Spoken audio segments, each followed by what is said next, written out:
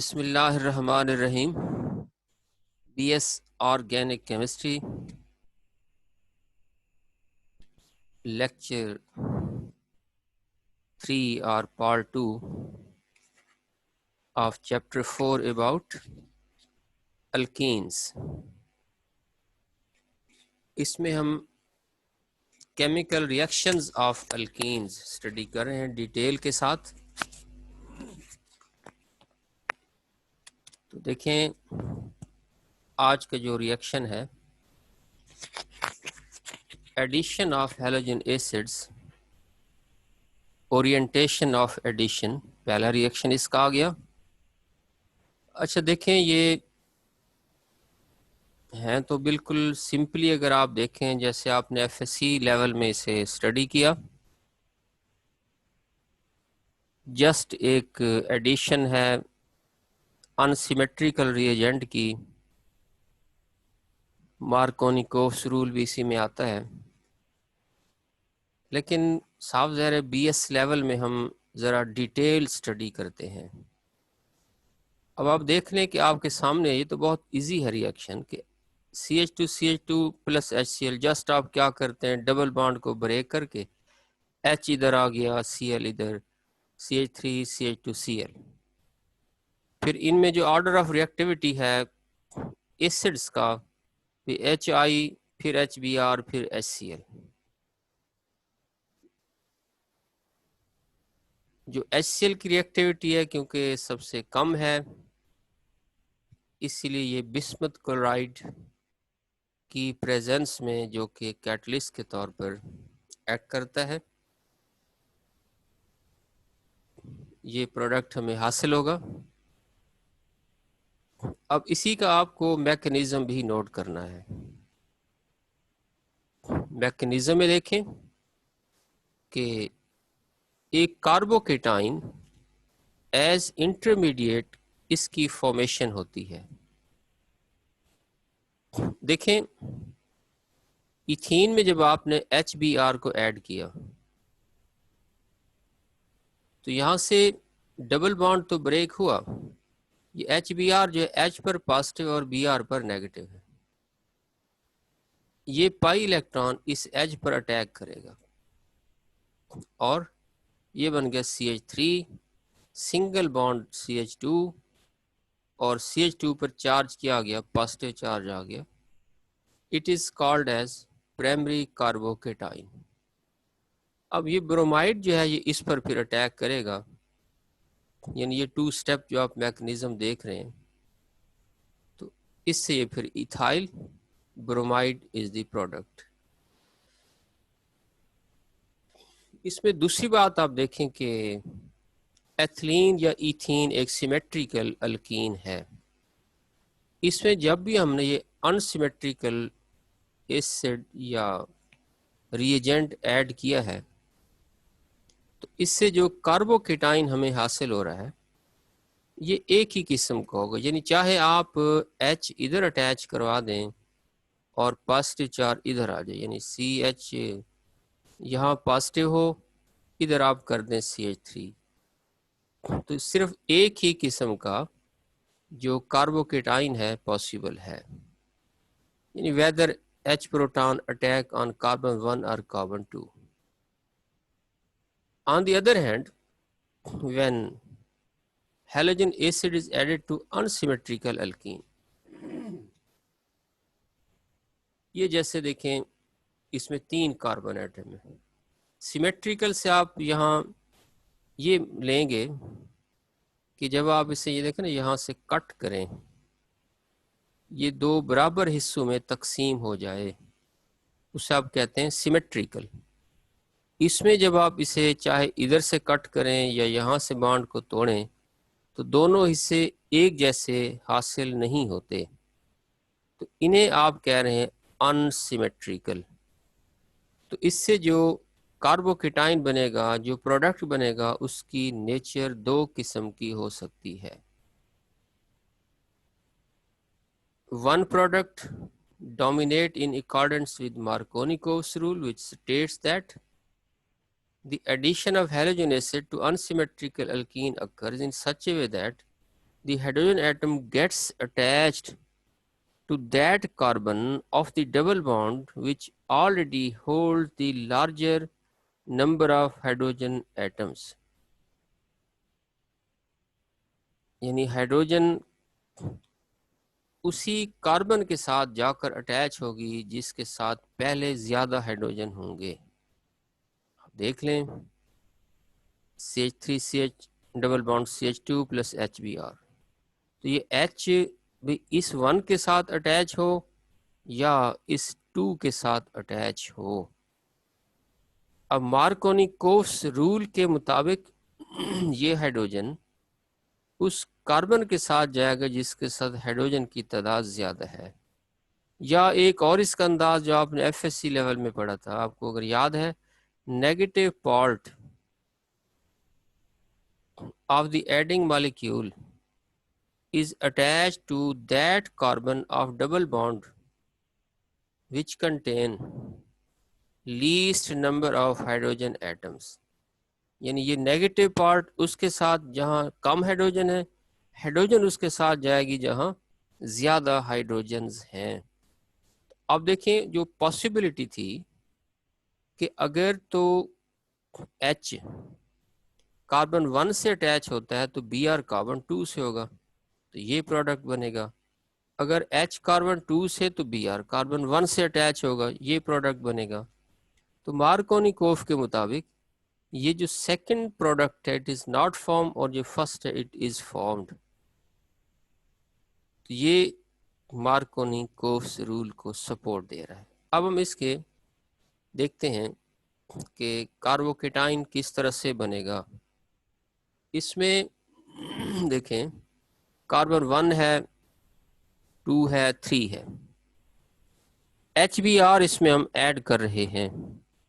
और वही बात कि अगर ये प्रोटॉन इसका H जो है ये कार्बन 1 से अटैच होता है तो कार्बन 2 से अटैच होता है तो कार्बोकेटाइन यानी कार्बन 1 पर पॉजिटिव चार्ज आ गया। अगर ये कार्बन 1 पर प्रोटॉन अटैच होता है तो कार्बोकेटाइन के मुताबिक ये पॉजिटिव चार्ज इस जगह पर आ गया, 2 बन गया ना कार्बोकेटाइंस। अच्छा देखिए इनमें फर्क क्या है, आप थोड़ा सा प्रिसाइजली देखें इसे कि ये प्राइमरी कार्बोकेटाइन होगा और इसे आप देखें ये कार्बन इसी के साथ 2 कार्बन्स डायरेक्टली अटैच हैं, तो ये सेकेंडरी बन जाएगा ना, this will be secondary carbocation. So in the second step nucleophilic attack of the bromide on A gives the product 1 bromo and B will give 2 bromopropanes। यानी अब ये ब्रोमाइड सेकंड स्टेप में जब इस पर अटैक करेगा तो इसमें इधर अटैच होगा, इसमें इधर अटैच होगा। The product will be 1 bromopropane और 2 ब्रोमोप्रोपेन। अब देखें कि एक चीज हम पहले नोट कर रहे हैं कि tertiary carbocation is more stable, फिर सेकेंडरी, फिर प्राइमरी, फिर सिर्फ जो अल्काइल ग्रुप का होगा। ये एक इसकी ऑर्डर ऑफ स्टेबिलिटी है। तो साफ ज़रा क्योंकि ये ज़्यादा स्टेबल है वो 1 की निस्बत यानी इसकी निस्बत प्राइमरी की निस्बत, तो ये प्रोडक्ट बनेगा। इसीलिए मार्कोनी-कोव्स रूल जो है वो प्रेफरेबल है। दूसरी बात, carbocations are formed in ionic or polar conditions. Therefore, the Marconi-Coves rule may now be defined as follows. Electrophilic addition to a carbon-carbon double bond involve the intermediate formation of the more stable carbocation. So, Marconi-Coves rule is obeyed only under polar conditions. It is observed that addition to HBr, not HCl or HI, to unsymmetrical alkene in the presence of organic peroxides give the product opposite to that one predicted by Markovnikov's rule, यानी इसे आप कहेंगे anti Markovnikov addition, जो free radical mechanism के जरिए होगा। एक यानी मार्कोनी-कोव एडिशन, एक आप कहेंगे anti Markovnikov addition. While a mixture of liquid propene and HBr kept in a sealed tube at ordinary temperature give 2-bromopropane exclusively in accordance with the Markovnikov rule. The addition of a small quantity of benzoyl peroxide to this mixture gives the product 1-bromopropane, which is opposite to the one predicted under Markovnikov's rule. Formation of anti-Markovnikov's product 1-bromopropane follows the free radical mechanism catalyzed by peroxides ROOR। ये alkyl पर oxide है, एक oxygen इसमें यानी ether से आप कह दें ज्यादा आ गई। अब ये देखें ना, होमोलाइसिस होगी इसकी, यहाँ से बॉन्ड ब्रेक हुआ। ये लाइट की वजह से भी हो सकता है, हीट देने से भी हो सकता है, टेम्परेचर बढ़ाने से। ये 2 RO बन गया। ये डॉट किस चीज को ज़ाहिर कर रहा है? ऑड इलेक्ट्रॉन को। तो 2 इसके ही बन गए फ्री रेडिकल, जो HBr पर अटैक करके H को ये RO एक्सेप्ट कर लेगा। इससे क्या बन गया? अल्कोहल। अब Br डॉट यानी Br का, इसकी भी होमोलाइसिस हो रही है HBr की, याद रख लें कि जब ये फ्री रेडिकल से मिल रहा है तो होमोलाइसिस की बुनियाद पर इसका इलेक्ट्रॉन इसके पास, इसका इलेक्ट्रॉन इसके पास, तो ये ब्रोमाइड अपने इलेक्ट्रॉन के तहत अलहदा हुआ। The Br dot free radical then attacks the pi bond. अब ये पाई बॉन्ड पर जाकर अटैक करेगा। इस सूरत में कि अब देखें 2 चांसेस है ना, इस साइड पर भी हो सकता है, इस साइड पर भी इसकी अटैचमेंट हो सकती है। तो ये 2 ब्रोमो और इस जगह पर आ जाएगा 1 ब्रोमो। अच्छा, अब ये भी एक फ्री रेडिकल की फॉर्मेशन, जब यहाँ से ये बॉन्ड होमोलाइसिस के जरिए ब्रेक होगा, ये Br इधर अटैच हुआ या इधर अटैच हुआ, तो एक जो इलेक्ट्रॉन बचेगा इस पाई इलेक्ट्रॉन का, या तो इस जगह पर होगा या इस जगह पर होगा। Secondary free radical is more stable then primary free radical. अब ये ज्यादा स्टेबल होगा इसकी निस्बत, तो इसीलिए ये प्रोडक्ट जो बी है ये इसमें से बनेगा और ए नहीं बनेगा। दैट इज वाई ये आप उसकी जस्टिफिकेशन दे रहे हैं। याद रख लें, Markovnikov and anti Markovnikov product या एडिशन, ये इसमें टॉपिक है।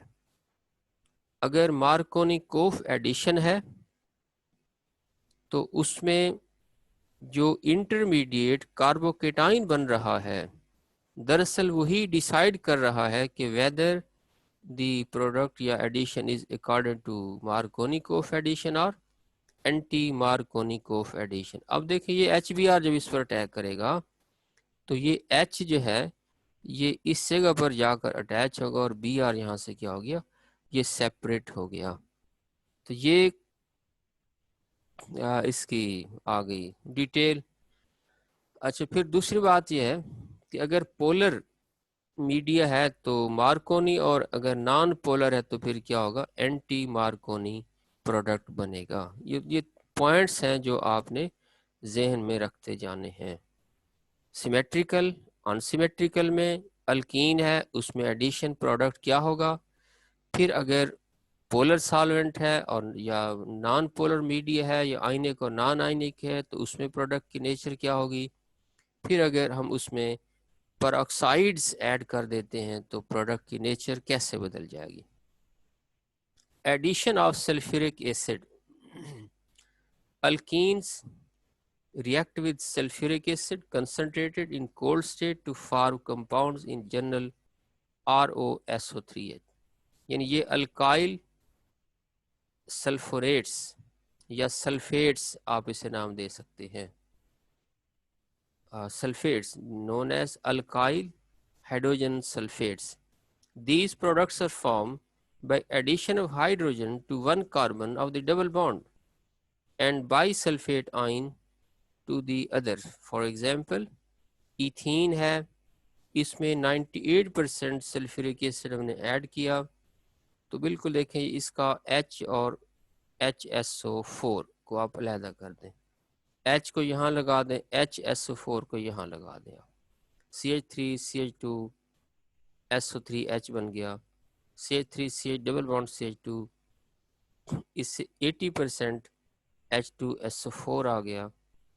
तो इस तरह से ये देखें CH3 CH CH3 OSO3H.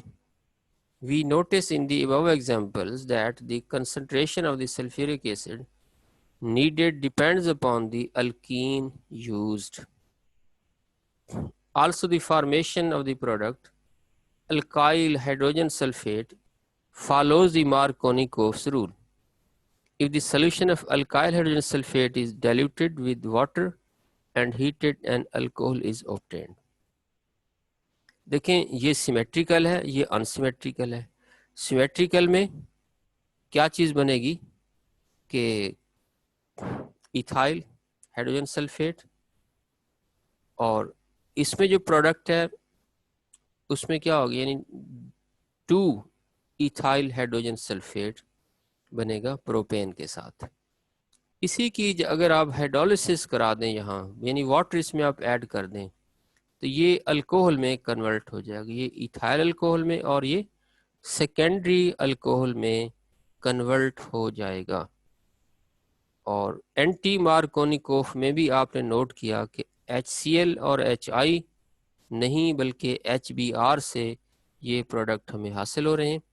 ये देखें इसमें जो ही हमने वाटर ऐड किया, इसकी हाइड्रोलिसिस की, तो ये H इसका इस OH के साथ मिलकर अल्कोहल, इधर से भी ये H पानी का जो है मिलकर O के साथ OH बना देगा, so it will be alcohol. This sequence of reaction is used to obtain alcohols from alkenes, and it is a good method to prepare alcohols, very valuable product from alkenes. तो ये आज मैंने फिर दोबारा कोशिश की है कि इसे शार्ट कर दिया है, थोड़े थोड़े करके चलें, आप इसे कुछ वर्क करते रहें। कोशिश यही है कि अल्काइंस तक हम इसे कंप्लीट कर लें। दूसरी बात, आज का एक छोटा सा मैसेज भी मैं आपको दे दूं कि यूनिवर्सिटी ने कल तक जो डिसाइड किया है, वेरियस यूनिवर्सिटीज़ ने, उससे फिर अपने MPhil PhD स्टूडेंट्स को और 7th सेमेस्टर के स्टूडेंट को बुला रहे हैं, बाकियों को अलाउड नहीं है यूनिवर्सिटी। दूसरी बात कि ओनली न्यू एडमिशन्स के लिए शायद फर्स्ट सेमेस्टर के स्टूडेंट्स को वो कॉल करें, बाकियों को नहीं। तो अब मुझे नहीं अंदाज़ा, डिसीजन अभी तक पेंडिंग है, गवर्नमेंट की तरफ से कोई डिसाइड नहीं किया गया। कॉलेजेस के हवाले से भी एक सरसरी सा ऐलान हुआ है। बहरहाल वेट हम भी कर रहे हैं आपके साथ। दुआ है कि अल्लाह ताला हमें ये हिम्मत दे कि हम अपने इदारों को ओपन कर सकें और बेहतर अंदाज में अपनी एजुकेशन को स्टार्ट कर सकें। What ever the decision is, उसे आप एक्सेप्ट करें, मेंटली प्रिपेयर रहें इस बात के लिए कि चाहे आपको इसी तरह से ऑनलाइन मेथड से लेक्चर दिए जाएंगे या क्लास वर्क होगा, तो ये अभी स्टिल डिसाइड होना बाकी है। अल्लाह हाफिज़, अल्लाह की अमान।